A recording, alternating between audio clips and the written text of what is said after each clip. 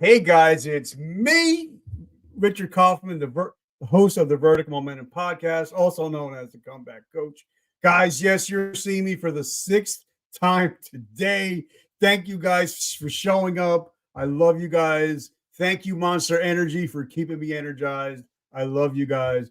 Guys, this is going to be a great episode because we're going to be talking about stuff near and dear to my heart. Post-traumatic stress versus post-traumatic success with my brother, my brand new brother, and I'm so grateful to have him. Another Jersey boy done good. We're going to be talking about success. We're going to be talking about PTSD, podcasting. We're going to be talking about first responders. I am so blessed and welcome to have my brother, Kevin, with the flag behind him, coming on my show. Kevin, my brother, what's going on? Yeah, I've watched so much of your stuff today. I feel like I know you, even though we met for the first time. But you're from Jersey, so that automatically just brings us a little bit closer. Yeah, I'm a Jersey boy, and I still love all the Italian food. So I love being from Jersey. So my first question is, before we even get started, because I do have a traumatic brain injury, and if I don't ask, I will forget. What is your definition of resiliency? Wow. I know the dictionary definition of resiliency: overcoming adversity and coming through and having the power to go through. But it does mean a little bit different for me. Um, I've the resiliency to me is not only going through and getting through to the other side of whatever pain and suffering comes your way. It's using whatever you experienced and whatever trials and tribulations that you've had for benefit, because it ultimately becomes your strength. Just to give you an idea, after my shooting, um, I I didn't tell anybody I was a cop because I was 39 years old. I'm retired. So when you tell somebody, "Oh yeah, I'm a retired cop," well, you're 39, you're really young. I didn't want to answer the follow-up question because I was embarrassed because I went to work one day and never came home. But over time, when I learned to accept it, I started using it as a strength. So now when people ask me, and I'm 49 years old, so people aren't asking that question anymore, unfortunately. They ask me, "Oh, I'm a retired cop." If they do follow up with that, and I'm like, "Well, I was in a shooting and I had to retire early." So it's about using whatever pain and suffering you went through as your strength, because that in those times of trial, that's really what makes you who you are. And I know that's something that you've experienced as well, and you've used it. You see, so the people who not only experience, because everybody experiences that stuff. Everybody experiences pain and trauma and suffering in their life in one way or another. It's how you use it when you're through it, because the sun will rise. But as sure as the sun will rise, difficulties, trials, tribulations, they're going to come along with that sun.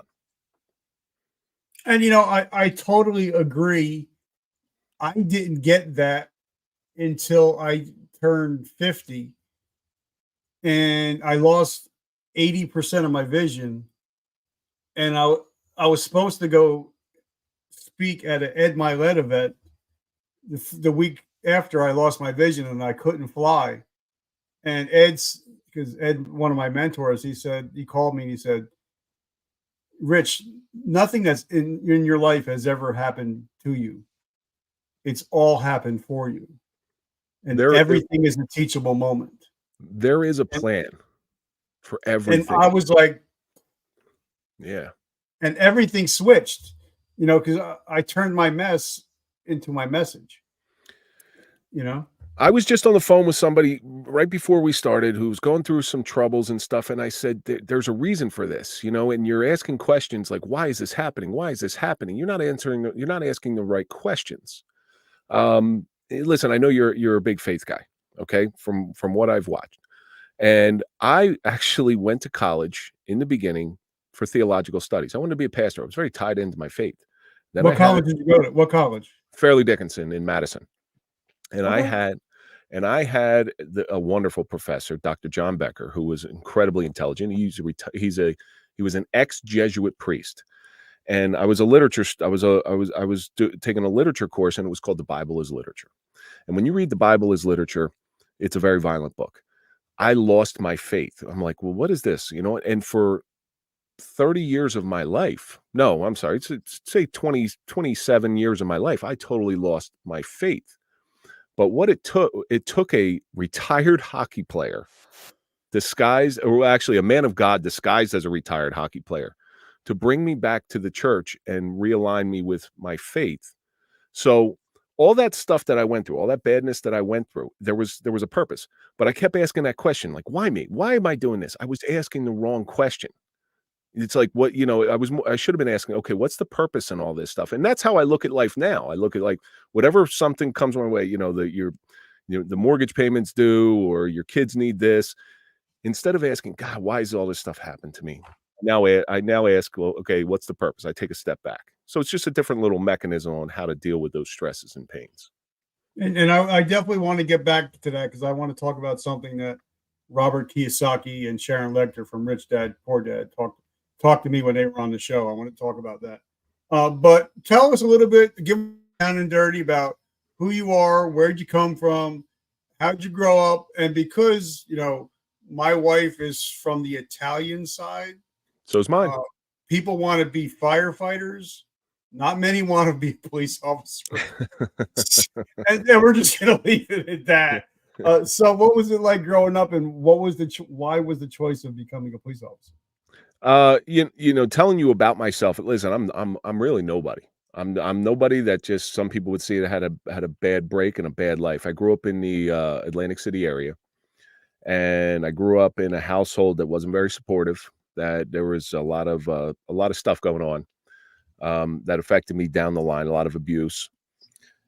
And the first chance I got to get out, I was fortunate. So I was fortunate where I was a decent athlete and I was somewhat intelligent. So when I got to college, I went to a college far enough away that I could play football and that I could just get away from my family. And once I got away, I was able to try to reinvent myself because I was a broken kid. I had zero foundation. And so you try to reinvent yourself, but all you're doing is you're building a structure on a crack foundation, and we all know how that ends. So every couple of years I would find something to try to reinvent myself because whatever I did earlier didn't work.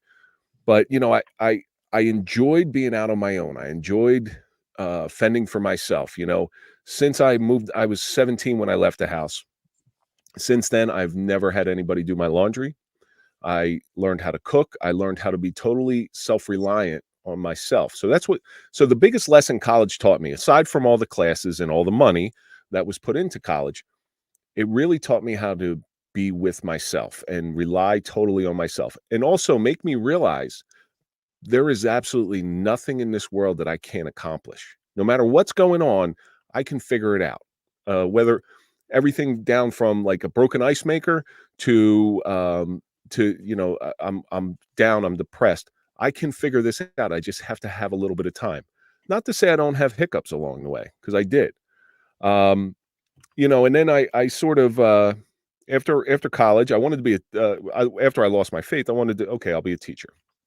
I taught high school for a year and I realized teaching high school is not for me. And it wasn't because of the students. It was because of the other teachers. I have a lot of compassion for kids who may not, because I can identify, you can see kids who didn't grow up so well. So I always gravitated towards those kids. And I realized that the other teachers, the way they spoke about these kids, I said, I can't be a part of this. I can't be involved in this. So I left after a year. So, I went through a lot of different schooling in order to be a teacher, and I just left. I just up and left. And, I shifted around from job to job. I sold cars. I traveled coast to coast until one day I'm in the gym and a guy comes up to me and says, well, have you ever thought about being a police officer? I was, oddly enough, growing up, I was not anti-police, but I was on the other side of the law. And thankfully, I never did anything too bad where it had long-term repercussions. I said, no, I never thought about it. My brother, on the other hand, took every police test. So he says, we're hiring, give it a shot. I go in there and I take the test. It's like a base. It was not a civil service town. It was a chief's town, which for people who don't know, one test is very structured. The other one is sort of whatever they want. It comes down to who you know. And that's not a bad thing. That's the truth. I do very well on the test. I get hired in June of 2001. Um, I'm like, okay, this is a job. It's got a future. It's got a pension. It's got benefits. It's a relatively safe town. I got hired in Roseland, New Jersey. And then I go to the academy, and the world changed on September 11th, 2001. I'm sitting in the academy, and it's a normal day. We do our PT. We sit down in class, getting ready for instruction. Captain walks in, and I'm going to paint a picture for you because he obviously was hired in the 1970s. Did PT with us. Guy was in great shape, but we used to call him the Grapes because he wore those grape smuggler shorts with the high socks, mustache. I mean, he looked like he was right out of not the old cop shows. Plane just hit the World Trade Center. For people who aren't in New Jersey, they don't realize that planes used to hit the World Trade Center or those buildings all the time. Corey Liddell from the New York Yankees flew a Cessna into one. So it was like, oh, all right, a horrible accident. And about 20 minutes later, he comes in and says, another plane just hit the World Trade Center. Now everybody's like, oh, shit. Problem is sitting right to my right was this, she was a female transit officer. I saw the look on her face. The look on her face changed because her father had worked for Cantor Fitzgerald in the World Trade Center. And we know how that worked out, but we didn't know anything at the time. There was no information. We get recalled to our department, and that nice little job with a pension, and it all changed. Everything changed. You know, the way we did police work, the hypervigilance, everything just changed. And, you know, the police world changed forever that day. So I took a job as just a job. And then all of a sudden, as I'm standing out there, a recruit, my lieutenant hands me my gun and says, hey, kid, just don't shoot anybody. I hadn't qualified yet. I wasn't qualified to carry a gun, but nobody knew what was going on. Everybody thought we were at war, and we were. So I go out there and stand post, and I remember the looks on people's faces walking up to you, just searching for information. And then I realized that police work is not about chasing bad guys. It's not about, you know, making arrests. It's about helping the people when they don't know where to go. They don't know where to go for any answers. And they look to police, and you're supposed to have the answers. Little did they know we didn't have any more answers than they had. So yeah, the police world changed that day really quick. Well, people that know my story know that September 11th totally rocked my world, totally changed my life. That was the day I dedicated my life to helping others that can't help themselves. And I've been on that journey ever since. But I also have some friends now that they're retired police officers. And I asked them, I'll say, Joe, you know, if you would have to go through the academy again now, would you do it with all the cell phones and all this other stuff? He's like, not a chance in hell. Every cop I said, they're like, we love the job, we love helping the people, but the bullshit just isn't worth it anymore. So for me, I love, now my house, we bleed red, we bleed blue, we bleed green. My daughter a couple years ago, actually for a couple Halloweens in a row, was a police officer. So we love our firemen, police officers, and veterans. Our house is always open. But so, you know, take us back, because I think in my mind, September 11th was the worst day in our history. It was also the best day. You know, at that time. Yes, it was also the best day. September 12th was the best day because we were all Americans. They sold out of flags within like 2 hours. Everybody was an American. There wasn't an African American, Italian. We were all Americans, and it was all hula hula. We were all one nation. So, and I wish we can get back to that one nation under God again. You know, it was a lot like the week before Christmas. Okay. The week before Christmas, people are a little nicer. They'll let you through if you're trying to merge onto the highway. You know, that just opening up of your hearts. Well, that was 24/7. And as much as police work changed, the attitudes towards police were just fantastic. People just coming up and saying, hey, listen, thanks. And there was no, yes, we were always held to a higher standard, and we should be held to a higher standard. but not to an unreasonable standard. And these poor guys today, because I still work with them in a capacity where I'll work, I'll call them out for road jobs and stuff like this. So they're making money with me. So they're friendly with me. But I watch what they go through on a daily basis. They're held to an impossible standard that the expectation level has grown so far. The pendulum has rocked so far the other way. And, there's always that balance. I think it'll come back. Because if you look at, say, the biggest litmus test in the world is the NYPD. You look at the NYPD under the David Dinkins, they weren't very popular. Times Square was a hole. Rudy Giuliani comes in, 9/11 comes in. They're heroes again. Now it's pendulum's going back. So that pendulum is constantly swinging. For those people who say those days are never going to be there again, I don't necessarily agree with them. It will come. Unfortunately, and this is not going to be a popular opinion, it's going to take some sort of mass event, such as 9/11, in order for that to happen. Because like you, although I am no longer an active police officer, I took my oath of office on June 19th, 2001. I still hold to that oath. My whole family, like you, I bleed green as well. My whole family, I have relatives that fought in the Revolutionary War. I have 3 prized possessions as far as military. And it's not even that they're worth anything. I have my grandfather's World War II glasses. I have my uncle's prisoner of war medal he was prisoner of war in Germany for 27 months. And I have my other uncle's Navy dog. He was a turret gunner, Navy dog tag, those tin oval ones. Yeah. And he was in a plane crash and he didn't make it, but I have the one he was wearing when he died. And you know how hard that metal is and it's bent. Yeah. So, and I look at those things with reverence because these were on people who it was a generation where they didn't even think about that stuff. They just went. You talk about military stuff. I have my uncle's letters, the one that died. I have his letters back to my grandmother. And I look at this idealistic kid, much as we all did when we joined either the military or the police world. We were very idealistic. I'm going to go get him. I'm going to save the world. You watch his attitude change. And it's peppered with stuff that I can't even say on air anymore. Mm-hmm. But you watch that idealism change over time. And then this event happens and he's no more. But I look at that thing and I'm like, this is the last piece of memory. I know where he's buried. He's buried in Beverly National Cemetery in South Jersey. And I go down. I'm one of the few people that are left to go down and visit his grave because I owe it to him. I never met the man. He died, 30 years before I was born, but he's my family. He's my blood. And those police officers out on the street, we spoke about this earlier, those police officers out on the street, they're my family. They're my blood. Yeah. And I'll do whatever I can to stand them up. But I will also tell them when they're doing something wrong. And some of them do. Yeah. You can't be afraid to call people out.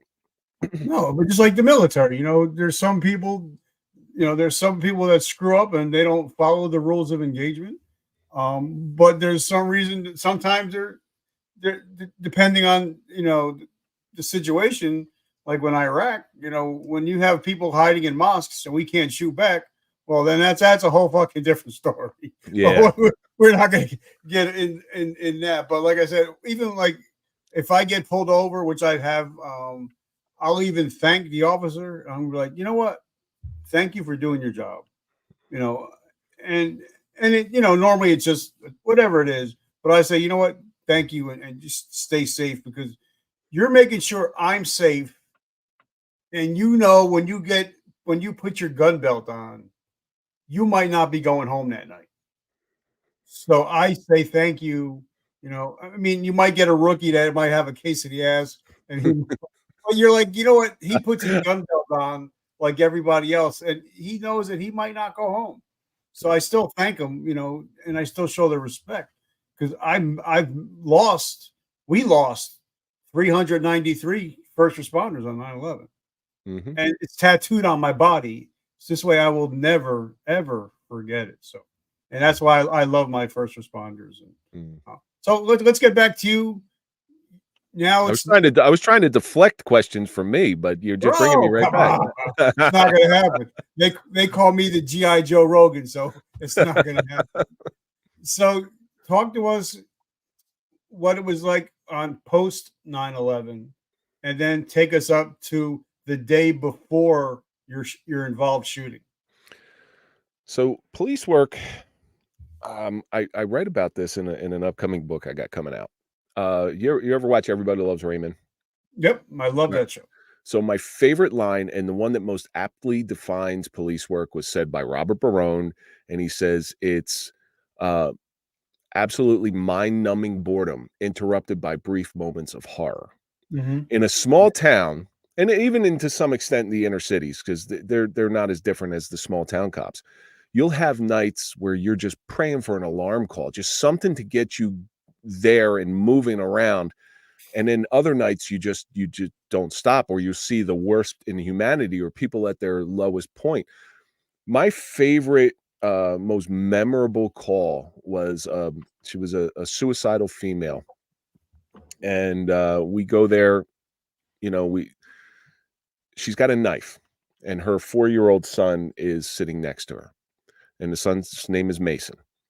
It's burned in my head. I'll never forget Mason. And she's in a bad way. Like, she doesn't want to hurt her kid. Like, that's not the point, but it's her kid, and her kid doesn't want to leave her side. Now she's got a knife. She's got a weapon. So and I had some years on at this time, and if I didn't have the experience, I would treat it as a violent weapon. But the kid was a little bit more important because he was sort of stuck in the middle. So there's something at the time, it was the 21-foot rule, and then it went to 28. I think it's up to 30 foot, that if somebody's carrying a knife, you have to keep that distance. Otherwise, they can come at you before you can draw your weapon and you can fire the shot. So I I don't know why I did it. I just sat. She was on the bed. I just sat on the bed next to her and just talked, and Mason is he's staying away from me. He doesn't quite know what to think of me. And as time moves on, he just sorts of, he's curious about what I got on my uniform and my gun belt and stuff. And he's sort of pointing at stuff. And it was probably, hour and a half for me to get this little boy to trust me enough. Long story short, she drops the knife. We get her help. Fast forward 10 years. I'm in ShopRite, and I'm in plain clothes, I'm shopping. And I hear out of the back is, "Hey, Officer Kevin." And I turn around, and this kid I don't recognize, probably 14, 15 years old, says, My name's Mason, and I recognize you, and you came and you helped my mom." 10 years. So a 4-year-old boy, think about, that's police work. Okay. That is true police work. I made a difference in that one person's life. Boy, you want to talk the drugs, alcohol will never be able to duplicate that feeling right there, to know that at least in one person's life, I made an impact. And that was police work. And, there's lots of different calls like that. That's just one example, and that's my favorite one. It could be you'll laugh more, you'll cry more. Um, you'll see some really bad stuff, dead children. You'll see, I used to do motor vehicle crashes. You'll see people just smushed on the highway. There's people bifurcated, where their upper torsos 20 yards away. People's heads crushed, and then you go to the autopsies, and you just see stuff that people aren't supposed to see. And that was life. And that was life for a very, very long time, where you're walking to work, and you have these mechanisms of coping where, um, unhealthy humor, Mhm. the gallows humor, which I know vets Yep. have, because I Oh, deal yeah. with Oh, oh, I deal with enough oh, yeah, vets. definitely. And it's just a way to disarm the situation, to make yourself feel somewhat normal, to deflect the awfulness. Because, you know, the infant deaths that I did experience, and I didn't experience many, thankfully, but I didn't have kids when I had my infant deaths. Having kids would have sent me really in a bad spot, and who do you have to talk to? Because you can't in the police. So that's a big problem. Police, especially men in general, do not have the ability to be vulnerable or to be emotional. We're supposed to be men. Police officers, it's amplified. Yeah. Because if you say, "Hey, listen, that call really bothered me," they're going to take your gun. They're going to take your gun, and that's just like taking your manhood away. So you keep it in. You try to maybe you drink. A lot of cops I know only hang around other cops because they're the only people that'll understand them. Yeah. I think I was a cop for 13 years. And had I been a cop for another 12 and did my full 25, the stress probably would have given me a couple heart attacks. Well, and I want to talk about that a little bit because one of my good friends, he's on the Bergen County prosecutor's office. And he would say, because he would come in the store all the time and we would just sit and chat. And he's like, bro, I can't go home and talk to my wife. No. And he's like, because she would ask me, honey, how was your day? And I can't tell her, I just came back from a quadruple homicide involving children. So it's my day was okay. Yeah, And that's it. So he was like, I can come and talk to you because pretty much veterans and first responders are the same shit, just different uniforms. Mm-hmm. But so I think that because I found now, like I said, we're up to 1,100 interviews, that the average American male lives till 78. That's the average American male. The average first responder or veteran male dies at 58. 20-year difference. So what is the denominator? And it's stress and it's moral injury. And I don't hear a lot of shows talking about moral injury. It takes your soul. Okay, it takes your soul. So you're looking at things day in and day out that you're not supposed to see. So here's a really interesting statistic, and I used to say it a little different, but I did some more research on it, so I'm going to say it a little bit more correctly. So the average citizen in the world sees maybe 1 to 3 critical incidents in their lifetime. The average police officer in a 20-year career sees upwards of 600. So take your worst day, multiply that by 600, and then you'll have an idea of the stress. There's a vet they saw, and I'm not minimizing anybody's stress. They were in a bad car accident. They saw their mother die, or hopefully it's nothing worse, but occasionally it happens. That happens all the time to police officers. And where are they going to go?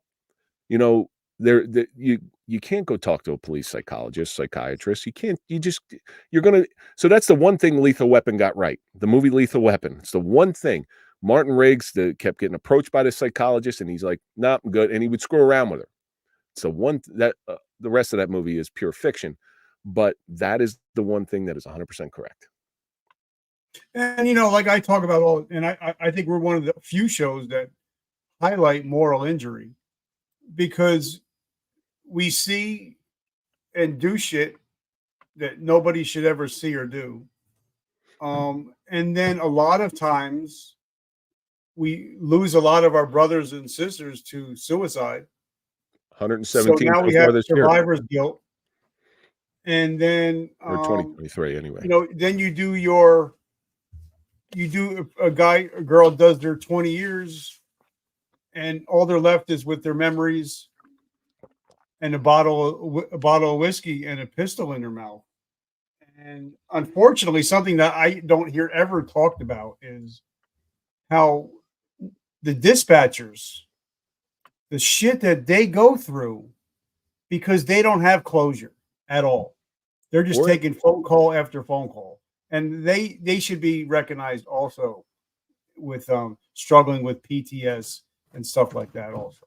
Or any power to do anything. So we just interviewed a dispatcher on our show.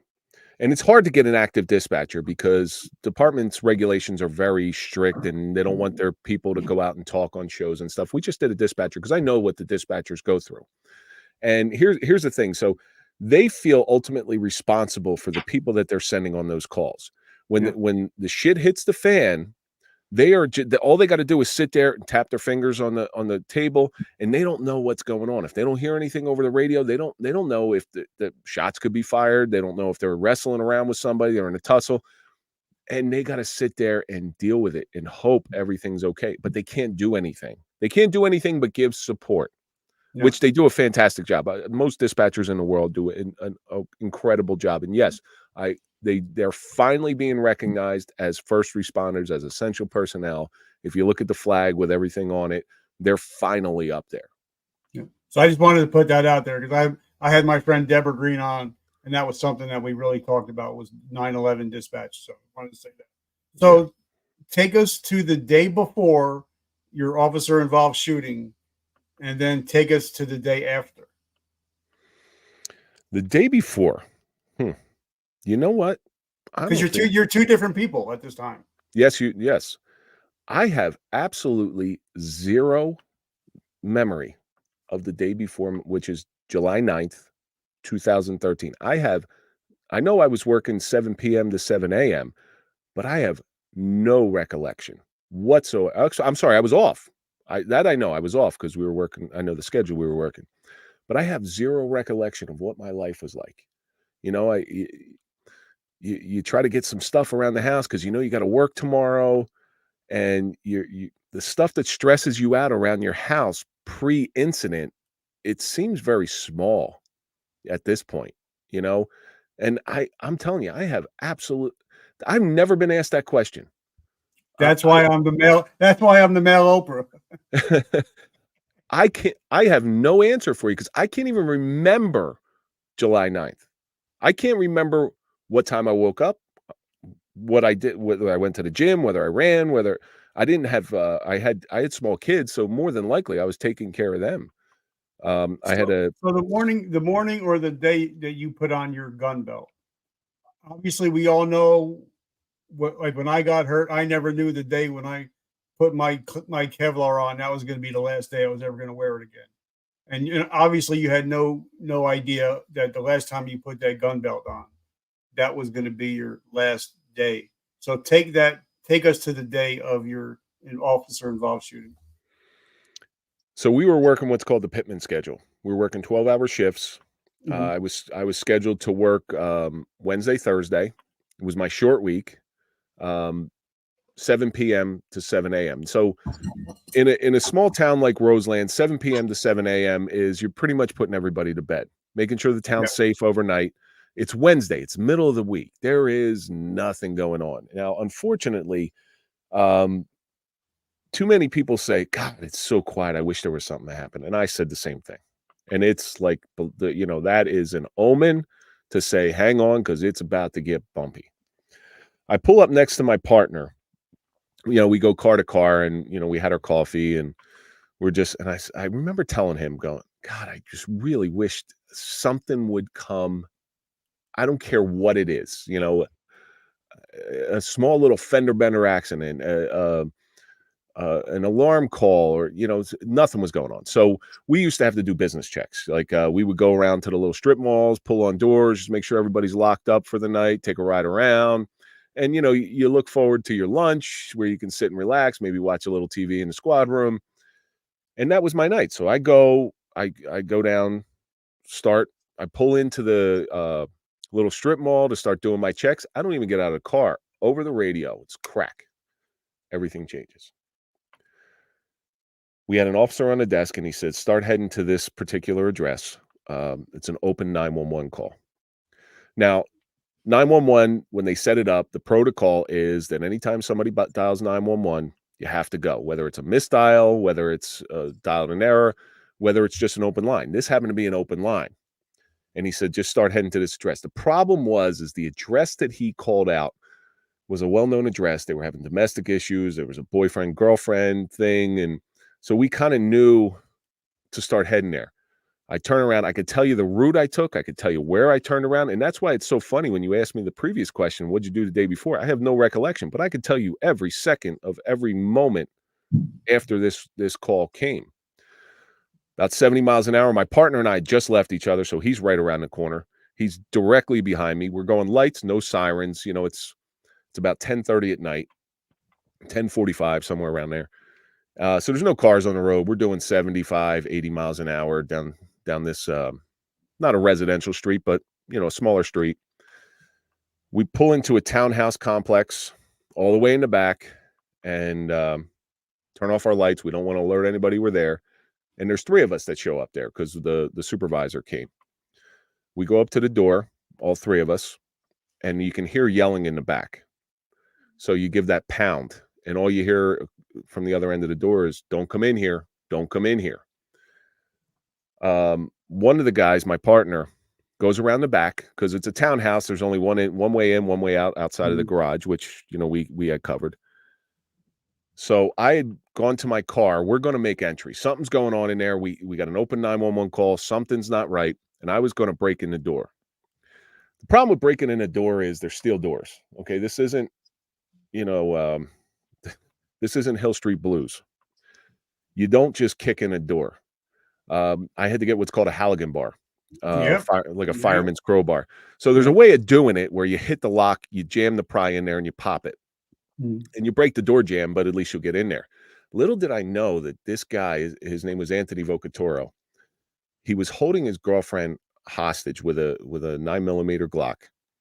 And as soon as I started hitting the door, because we did it on a cue. As soon as I started hitting the door, he raises the gun to shoot the woman. My partner, who's standing on the back deck, shoots and hits him in the back. And you know, you hear 3 or 4 gunshots, and you just sort of drop the bar, back up a little bit. You're like, oh shit, this just got real. All I care about is my partner in the back because I don't know anything. I'm going over the radio. I'm trying to keep dispatch. And again, that officer on the desk, the trauma that he went through, just hearing all this stuff, because I'm yelling out, shots fired, shots fired. Other units start to arrive because they sort of heard it, the surrounding towns. And as soon as I knew the front was covered, I start going around the back. And I see my partner's fine. I'm like, okay. But I'm looking, I mean, we can see it's a little privacy deck, and I can see the woman, and she's sitting up against a wall, and her knees are up against her chest, and she's sort of hugging her knees. So the 3 of us back there, actually there was 4 of us at this time, we make this plan, like, all right, we're going to get through the sliding glass door. We're going to go, because we don't see the suspect. We're going to get to her because that's our job. So we go up on this is probably, I guess, about 9x9 privacy deck. And I go to the far right corner. The stairs are on the left. And I get behind patio furniture because I can, sometimes the best decisions are the worst decisions, because I can see where I am. I can see everything. I can't see the guy. I don't know where he is, and I'm looking for him. All I can see is the woman, and the woman is not looking. We weren't quiet. The woman is not looking towards the back sliding door. She's looking off to the right. I never picked it up.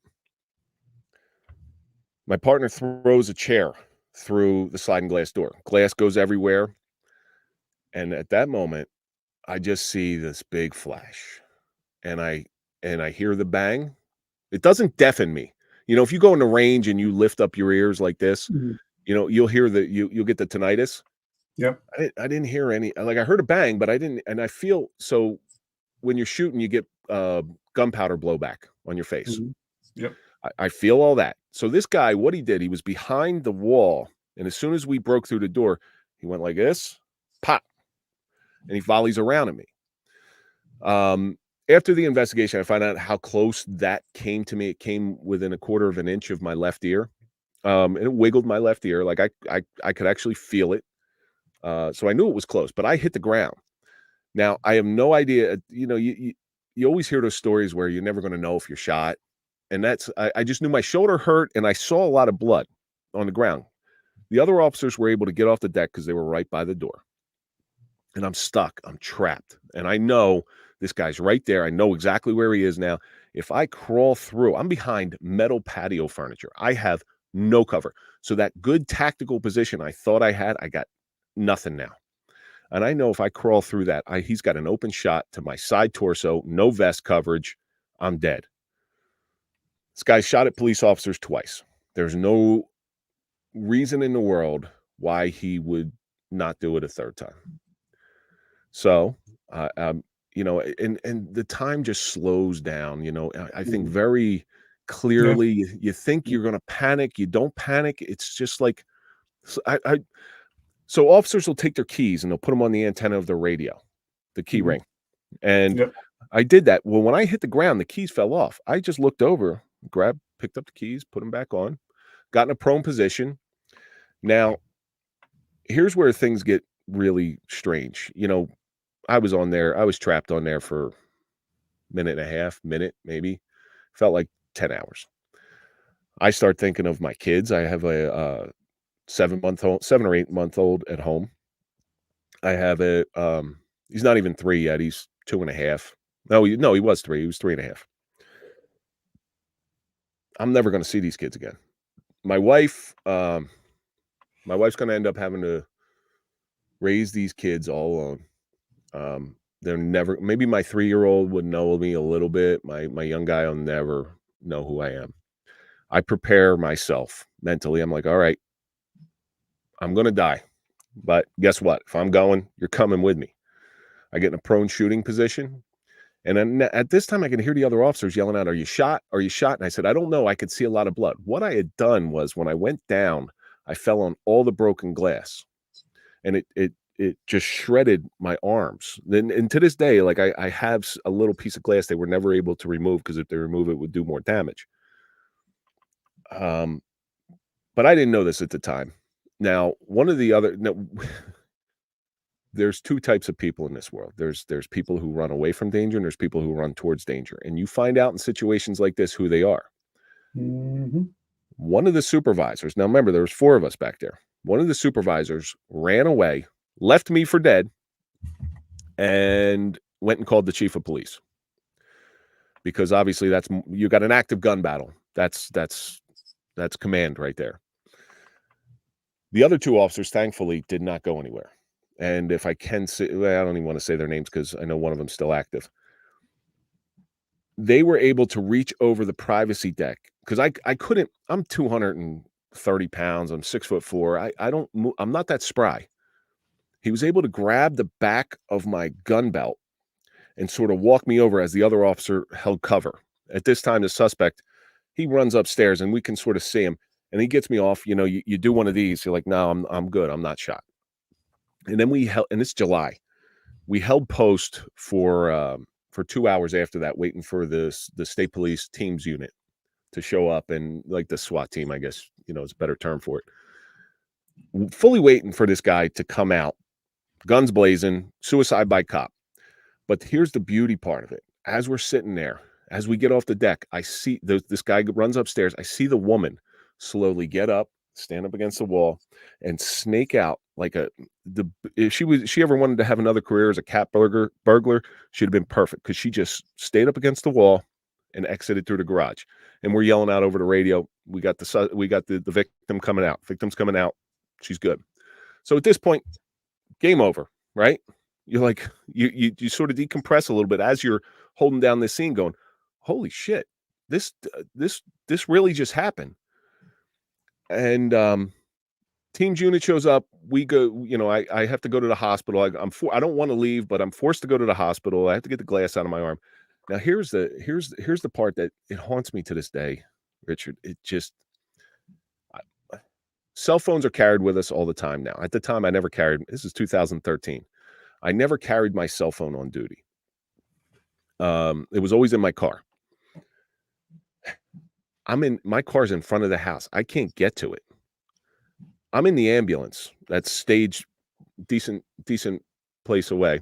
I have to grab one of the EMT's phones and I have to call my wife. It's about 12:30, 12:45 at night. And she has to get a call from an unknown number because I didn't want her to hear it from anybody else but me. All the wives will talk.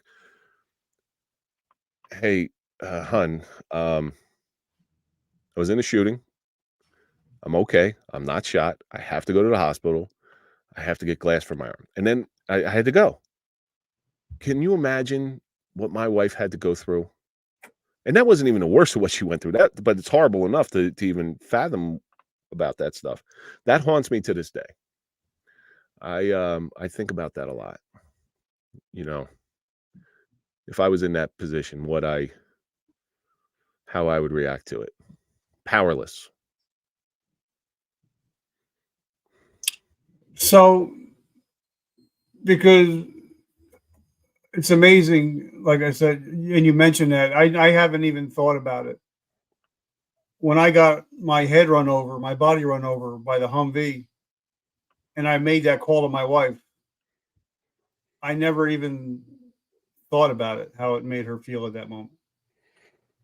I don't like to think about it too much. But that's why my bride is my everything. She's my life. She's my everything, and she literally has my blind side now. So okay, so now we talked about the day before. We talked about the day of. Take us to the day after, because now you're no longer that guy from the day before. You're no longer the guy the day of. Now you're the guy the day after. 3 different people, 3 different days. I finally get back from the hospital and I'm able to, because they talk him out and they arrest him and everything. And I finally get to my car and I get home at about 5 o'clock in the morning. My first go-to move, hug my wife, kiss my children, just grateful. Just this, I have this overwhelming sense of gratitude. But my adrenaline's through the roof, obviously. I go out, normally after coming off of midnight, I would, you get some sleep. I know I'm not going to be able to sleep. I go out and take a run, just sort of trying to process what just happened. I can't even, like, I don't even know how to think about what just went on. So I'm trying to run it out of me. I'm trying to get some adrenaline out of me so I can get some sleep. I lay down, tossing and turning. Maybe I got an hour or 2 sleep. I don't really remember. I wake up. Police world's a big sewing circle. Everybody wants to find out what happened. Everybody knows you were involved. So I wake up to like 50 calls on my phone. And it's one of the reasons I never sleep with my phone in the same room as me, because I don't want to, when I'm sleeping, I'm sleeping. I do the same thing. Yeah, it's too much. So my phone's in a different room. I wake up, 50 calls. I try to get back to a couple people. I speak to the people who were involved, make sure they're okay. And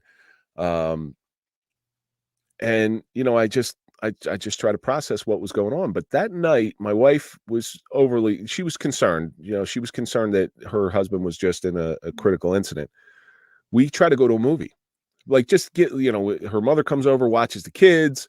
We just her and I get out, have some fun. We go to see a movie called This Is the End by Seth Rogen movie.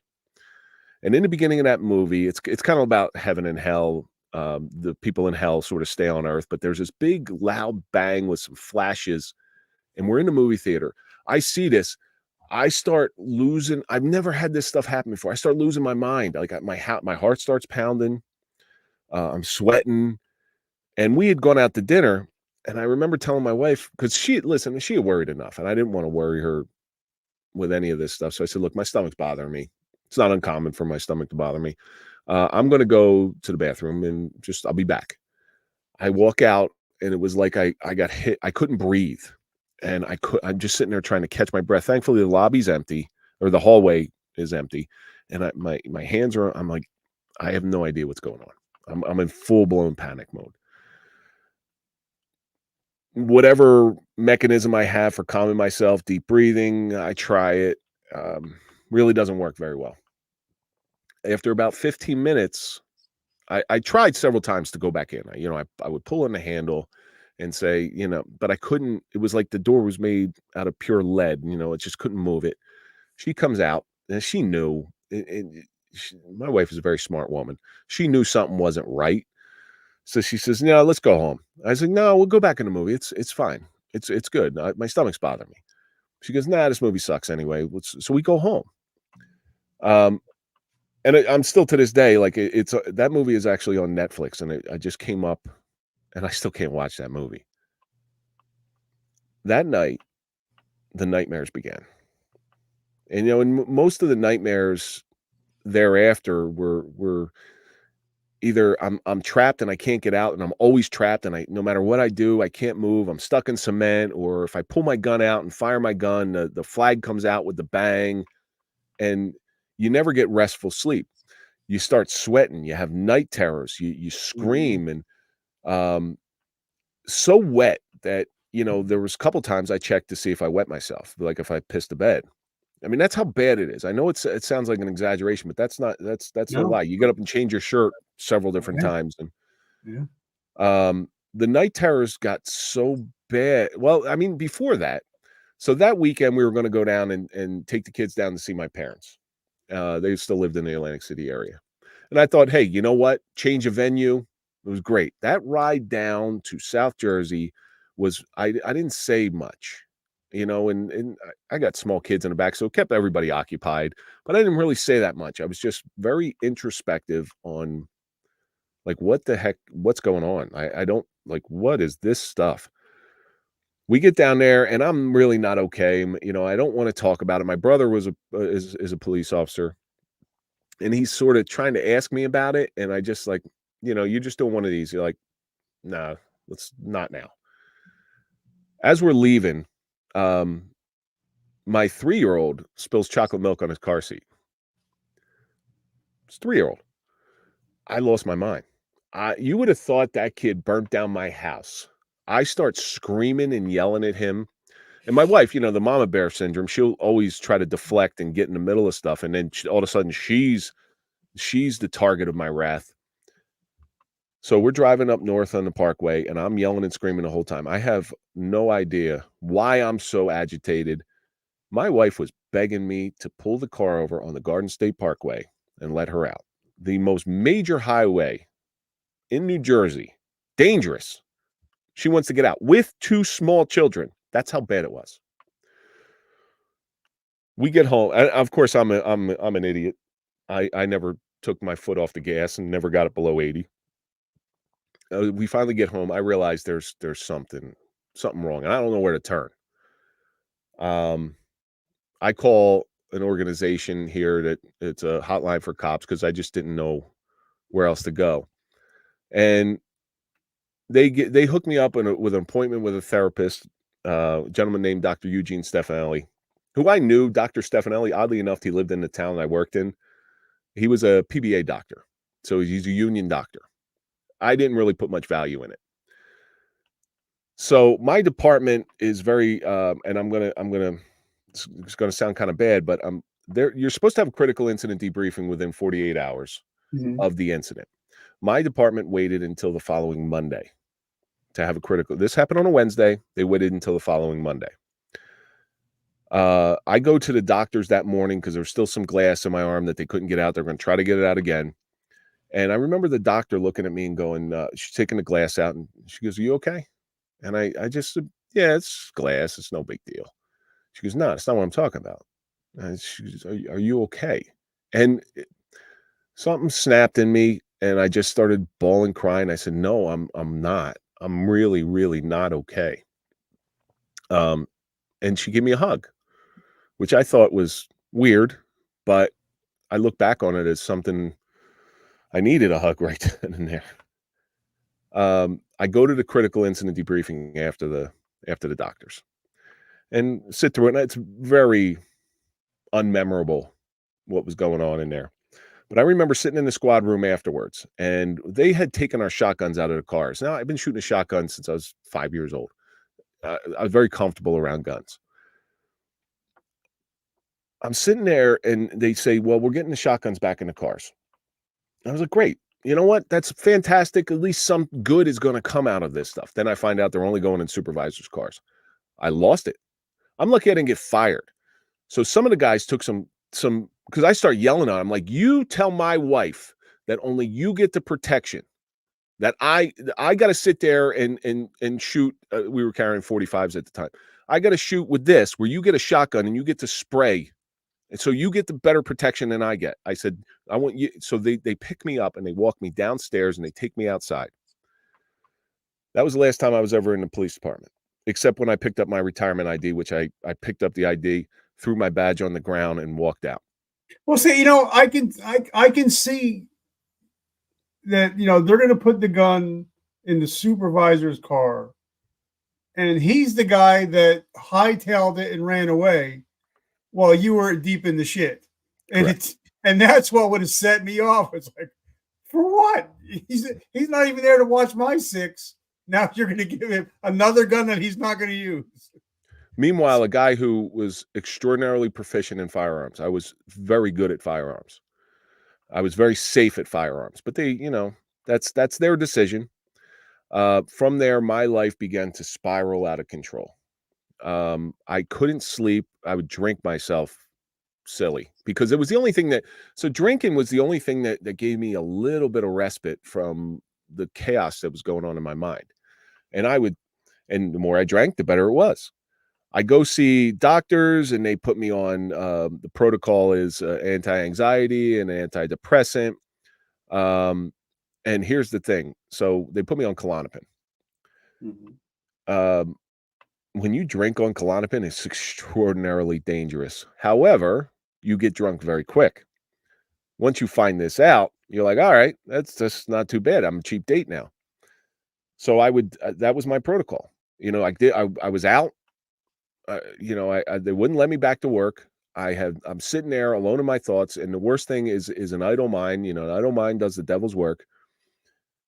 And I'm sitting there left to my own devices. I can't sleep. I'm up half the night. I now remove myself from the bedroom because I don't want to disturb my wife. My wife has been through enough. And I started going downstairs, sleeping downstairs and drinking 2, 3 o'clock in the morning, doing I would go to therapy. I wasn't getting much value from therapy because workers' comp would send me to certain places and they're not the best doctors. Yeah. One night, about 2 o'clock in the morning, this is 3, 4 weeks after my shooting, I decide that this is not, I can't do this no more. So I still had my off-duty gun, which was a Smith & Wesson SW, and I'm so 38 Chief Special. It was gorgeous. I mean, I bought this thing for like $100, and it was barely used, but it was my ankle gun. I go in my office, I scribble a little note. I can't do this no more. I say, in my mind, I say goodbye to my children, say, I'm sorry. It's not going to work out. I say goodbye to my wife, much the same way I did on the deck with a lot more tears. My grandfather, who was extraordinarily important in my life, he had passed, 1996, but I apologized to him for not being the man that he always wanted me to become. And then I put the gun in my mouth. I cocked the hammer back. And, you put your thumb, I can feel the ridges to this day, on the trigger. And, I can taste the gunpowder on my tongue, the metal, that distinct feeling of metal in your mouth. I just held it there and I'm a mess. And I'm thinking I'm doing it. So this is how irrational I was, thinking that if I did it downstairs, no big deal. My family's upstairs sleeping. My 2 young children, my wife comes down with her. If I were to pull that trigger, half my head would be blown off because I had hollow points in there. It would have just cavitated through my head and exploded it. I have a brief pause and I take the gun out of my hands. Now the gun's like 1.9, 1 pound, 9 ounces. It feels like a, lead weight, feels like a 25-pound plate. And I just stare at it for a while, and I just I can't believe I can't believe this. And there was, after that night, I realized this gun can't be in my house.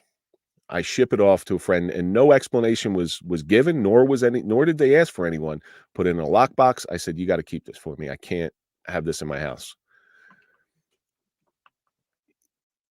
That wasn't the only attempt. There was a lot of other attempts. I've taken handful of pills. I've tried to drink myself to death. I've tried to hang myself. I tried to hang myself with a dog leash. And one of the stories is actually, I don't mean to make light of it, but I underestimated my weight, and I had a hook healing from the garage. I put a string over there, a dog. I had this string that I used to attach to my dog toy and throw out in the water and retrieve it back and get my dog to go in the water. I hang it around there and put it around my neck, and I drop. And I must have passed out because I woke up on the floor. The rope had broken. So now, not only do I feel like a failure in life, but I also am a failure at killing myself. I can't even do that right. I don't really know where to go. And I'm drinking so heavily, morning till night. I got bottles hidden everywhere. I'm spending a lot of money on alcohol.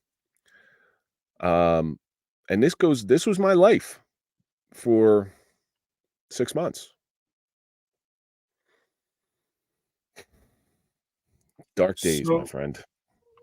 but I'm a suicide survivor.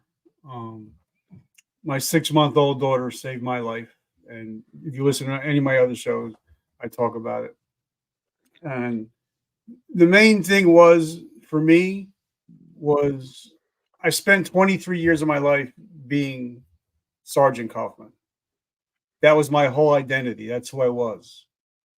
And then when they took my ID and said I'm no longer Sergeant Kaufman, well, who's Richard? Because I don't have an identity. I'm not. I don't know anything else. And I felt like a failure. I felt like a failure as a father. I felt like a failure as a husband, as a veteran, as a so I totally get where you're coming from. But I wrote something down because I think me and you have a lot in common. Because right after what happened to me, me and my wife went to go see the movie American Sniper Oh, with Chris dear. Pyle. Took me 3 Now, days to get through that movie. but now the reason why I wear my hat is because I promised his wife that every time I came on the show, I'd wear a hat in honor of Chris. That's why I wear the hat on every show. And I've been Tell you, invited to come on top 10 shows in the world, and I won't go on if they won't allow me to wear my hat and give honor to Chris. But the thing that hit my wife the most is when they're having the backyard party and Chris flips out because of a dog with the kids. And then when he's sitting at the TV and the TV's not on, but he's seeing the TV. And my wife looked at me, she said, I get it. Now I get it. So, I think that me and you have a lot of that in common. We have a lot of different things in common. But so tell me, because I know my come to Jesus moment was the day that I attempted suicide and it didn't work out. So, what was that moment where you said, you know what? I've had it. I'm sick and tired of being sick and tired. 'Cause I know you can go back to that exact moment. so there's that moment when I had the gun in my mouth, and I just didn't hear it at the right time. Okay, there's people, there was things calling me. So I talk about that brief moment of interruption when the gun's in my mouth and I just pause and I take it out. And it took me years to figure out what that was. I now know that that was my higher power telling me, you are not done yet. You have a little bit more to do. This is not your time. This is not your responsibility to even do. So that was my moment where I said, you know, where I, looking back on it, what really happened was, I got so out of control because my wife took every bit of abuse from me that you could possibly imagine. Under the worst circumstances, I would call her every single name in the book. I would throw things at her. I spit at, can you imagine? I spit at my wife. There is nothing lower in the world. Okay. That's the ultimate disrespect. It Yeah, really is. yeah. But when Yeah. with post-traumatic stress, it's thought action. There is no in between. There's no buffer. And that's how I describe post-traumatic stress is there's just that your brain is rewired differently. Sometime around my doctor, my real come to Jesus moment. So I talked to him about, I talked about him before, Dr. Eugene Stefanelli. He's responsible for saving my life because he's this old Italian from Newark. He's the only gun loving person I ever met that was at Woodstock. Older guy, but grew up in Newark, tough on the streets, a lot of wise guys around, many saints of Newark type of atmosphere. It's kind of where he grew up. And he brings in, now at this time, I don't have any guns in my house. I'm scared to death of guns for whatever reason. I did a complete 180 when it came to weapons. I knew weapons up and down. He brings in a Colt 45 World War II with the Bakelite handle. Mm. And he's a gun fanatic, and he's like, "What do you think of this?" And I was like, "Oh, well, that's a pretty gun." But I'm a guy. I don't want to show any fear. I don't want to be considered a wuss. So I just sort of admire it from a distance. And he's like, "Here, take a look at it." I'm like, in the back of my head, I'm like, "Are you out of your mind? You're gonna give a guy a gun, like, who's had one in their mouth? What is the matter with you?" So he hands me the gun, and I hold this gun in my hand, and I start sweating, and I'm just like, I don't grip it, I he obviously made sure he knew exactly what he was doing. I find this out later because he's a very dear friend of mine today. He was seeing whether I was ever gonna go back to work. He knew from the look on my face when I held that weapon that I was done being a police officer. That feeling, that anxiety that I had, I was like, "All right, Kevin, it's time to pick yourself up. It's time to get this straight." I couldn't control my drinking. I decided to, under his direction, check myself into rehab. So when you walk into rehab, for your final time, whether it's multiple times or whether it's your final time, my first time was my final time. I have strip searched way too many people. I have seen things on human beings that I wish I could unsee, but I can't. And I never once thought about how dehumanizing it is until I went to rehab. They they they do the intake, pull your pants down, bend over, spread your cheeks, and cough. And I said, "My God, this is real." But I went into rehab with a very clear mind. I was one of the few people who went into rehab very sober, 3 notebooks, 5 books. I was gonna do my 30 days, but the walls closed in on me. I couldn't handle that. Like, I'm like, "All right, it's time for me to start working out," because I had stopped working out for a short time. It's time for me to start working out again. I didn't look like a cop. My hair's long, my beard's long, because that's what all cops do when they retire, they grow a beard. And, so I'm in there, and the funny thing is they put me in a room with a guy who got arrested for heroin, and, um, this is how karma works. I I said, "What are you in here?" I said, "I'm in here for alcohol. What are you in here for?" And he goes, I'm in here for heroin." I said, "Did you get arrested?" And he goes, "Yeah." And he mentions the department that he got arrested in, and it's the department my brother works in. I'm like, "Oh my God. Oh my God." Then he said, and I said, "Well, do you remember the officer's name?" And he says my brother's name. I'll never forget him. He was a jerk. He was this, he was that. I'm like, "Oh my God." I'm in a room in rehab with a guy my brother arrested. Sobered up so quick. I checked myself out, and that was the start of my comeback. That was the start of my journey back. I went home. I was never so happy to be home. Now, I had my ebbs and flows when I got back, and I continued therapy. One of the things that really helped me out was group therapy. So, my doctor ran a group for officers who were involved in critical incidents and shootings specifically. And I go to this thing and I don't wanna go, but I'm sitting there and there were some guys who had been in there a little bit more longer than I have, and I'm listening to them telling their stories because there's no way they can possibly understand what I've gone through. I'm just the weakest human being alive because I already put a gun in my mouth. I tried to hang myself, but their stories were very similar to mine. Then it comes to me, and I have to tell my story, and it was hard, but it wasn't as hard as trying to tell my story to somebody who didn't understand. And that was group for me. And group for me was the one place in the world where I could go and feel normal for a short period of time. I knew I was never going back to work. I'd already put my papers in for an accidental disability. And it finally comes through in June 1st, 2014. I officially retire from the police department. And there's many trials in between because that's a whole other process that's stressful. Um, and there was an old during the time I was out of work. When you're out on workers' comp, you can't work. And that's I taught myself I did everything I could to keep my mind occupied. I taught myself how to forge steel. I taught myself how to make moonshine, which I never drank. Um, not the best thing. I taught myself how to plate braid. Do you know what plate braiding is? Have you ever Never heard of heard. it? Mm. So plate braiding is used for one thing, and that's to make bullwhips. So I have in my house, I have 2 9-foot paracord bullwhips, lead shot centers that crack. They're the real deal. That's how crazy I was doing to try to keep my mind occupied. Now there was an old builder in town. He's an old Marine. He was in Dominican Republic in '65. He comes by and he knows that I'm not okay.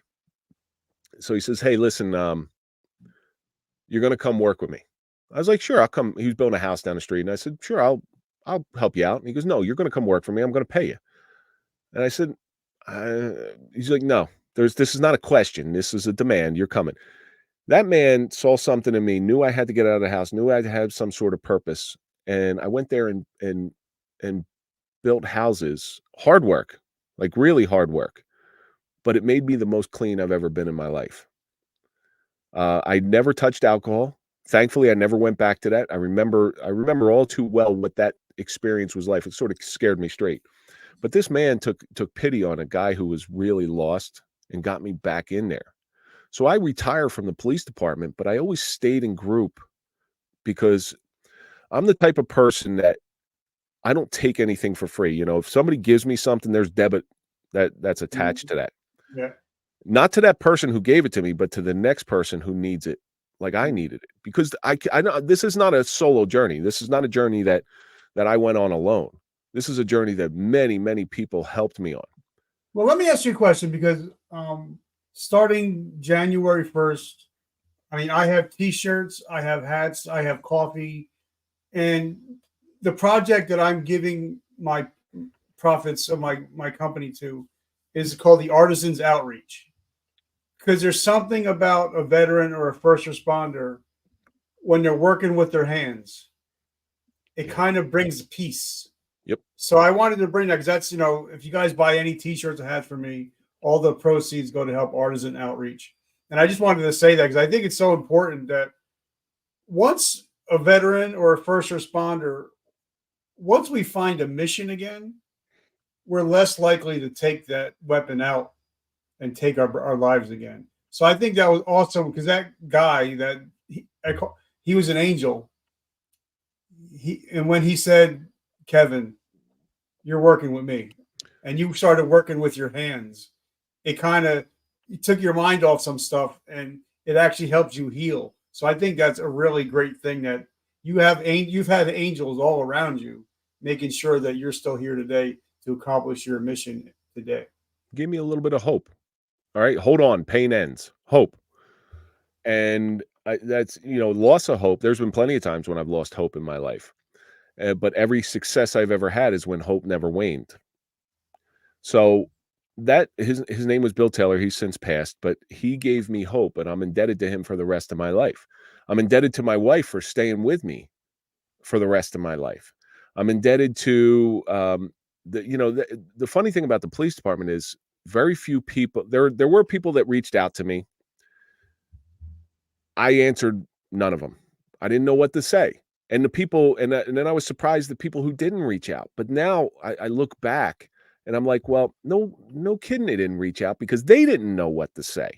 Where I was very angry at those people at the very beginning, just like I was angry at that guy who shot at me, Anthony Vocatoro.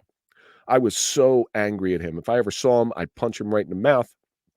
I look back at him, and this just happened probably, I don't know, 3 years ago. I said, God, what was going on in that guy's head? He wasn't shooting at Kevin Donaldson. He was shooting at a cop. He was shooting at an authority figure that was going to stop him from doing what he felt that he had to do. So what was going on in his head that brought him to that part of shooting at police officers multiple times? So I have a lot of compassion for him. Now, secondary to that, he volleys around at my head, changes my life forever. Did he really change it for the worse? That's the big question.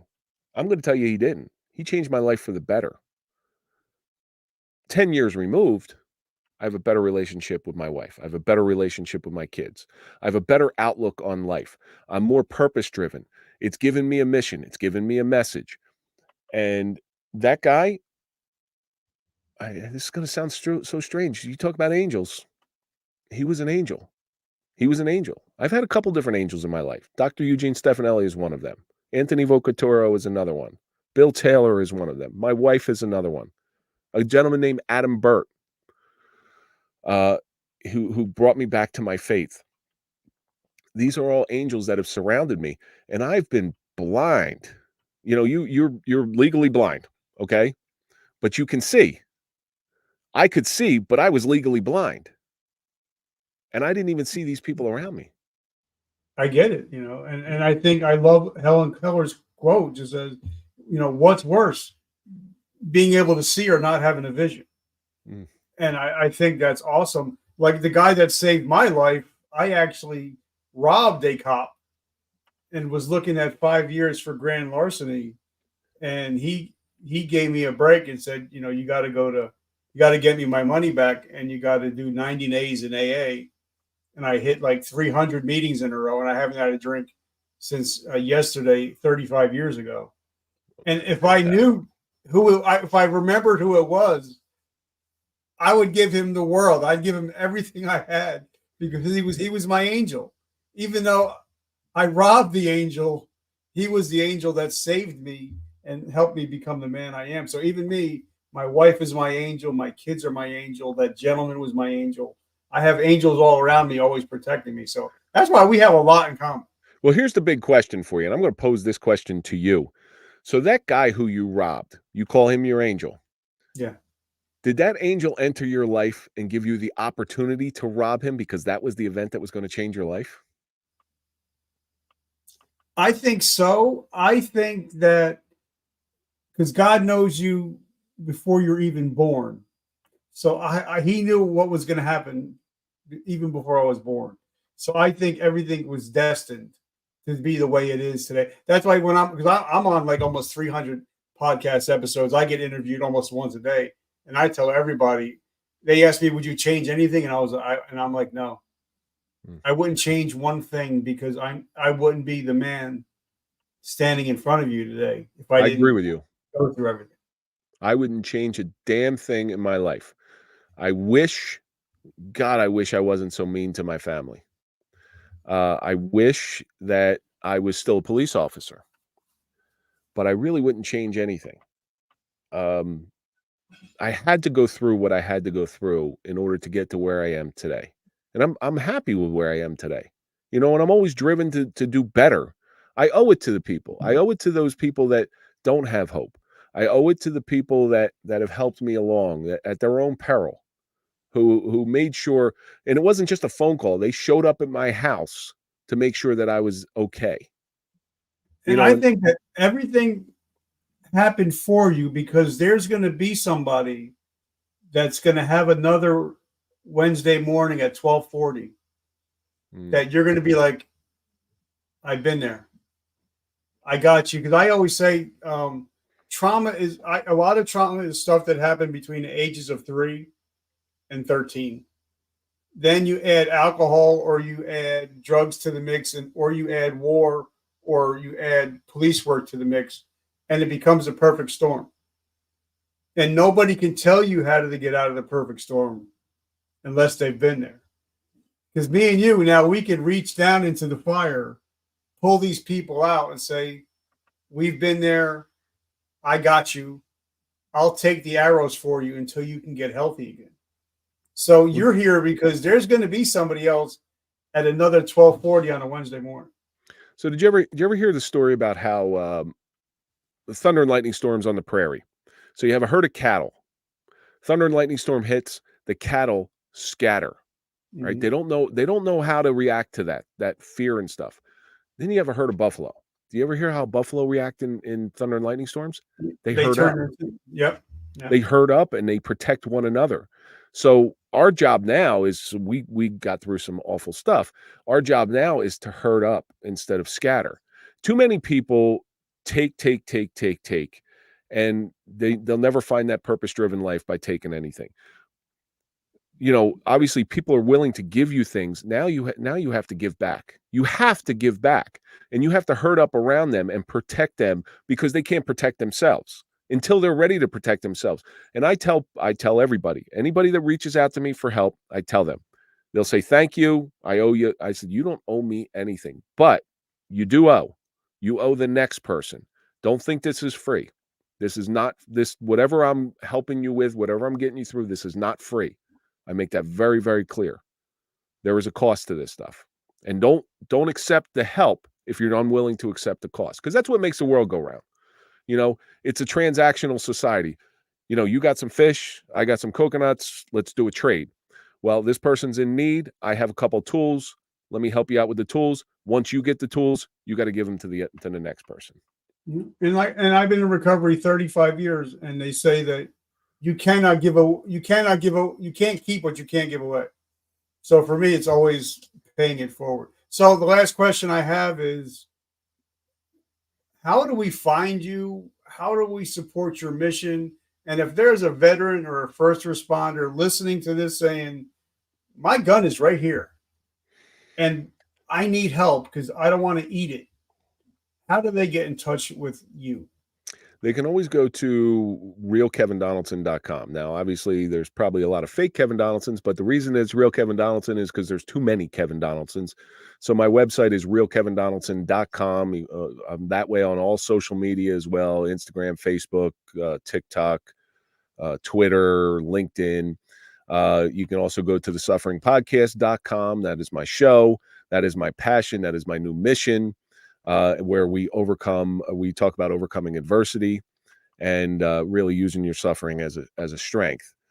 And any one of those ways, I am very responsive to any of that stuff. If you are in need, listen, there are people who reach out to me, like we were talking about in the beginning of the show, casting that wide net. There are things that realign you with your mission. Sometimes we get a little skewed. We get a little, we go down a bad path where we're a little detoured. And every once in a while, there are things that bring you back. And I just got one from a guy. He's a retired NYPD.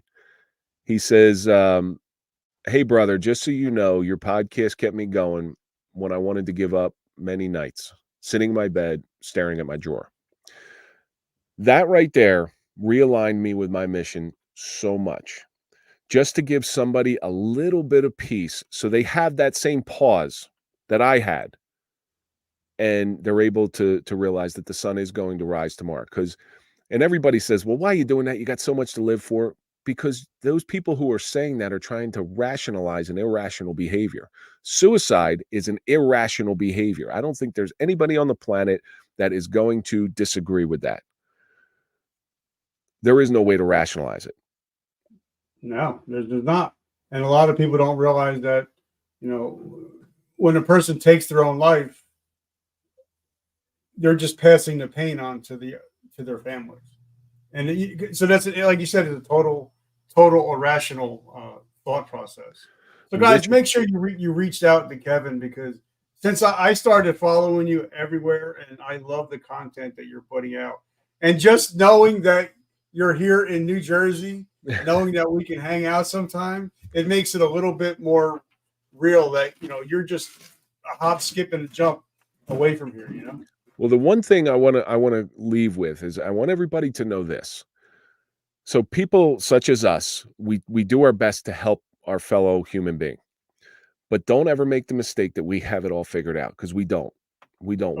We are all works in progress. We have our good days. We have our bad days. So that mistake, and I know too many people make that mistake. They're like, well, you went through it. You got it all figured out. No, I don't. I'm learning as I go along. I have some extra tools, and if I can't help you, I have people in my address book that can help you. And I've passed many people. My show has been able to get, I don't know, somewhere between 15 and 20 people into either mental health or addiction recovery. And listen, out of the thousands of people that listen, great, that's awesome. But those 15 to 20 people, that's you put that on my tombstone and I'll be happy. That's why I want to leave. And one thing that even before we even got on, and we're not going to talk about it, I want to have another show. I want to get together again. But like when I put out a video and you put out a video, it's real AF all the time.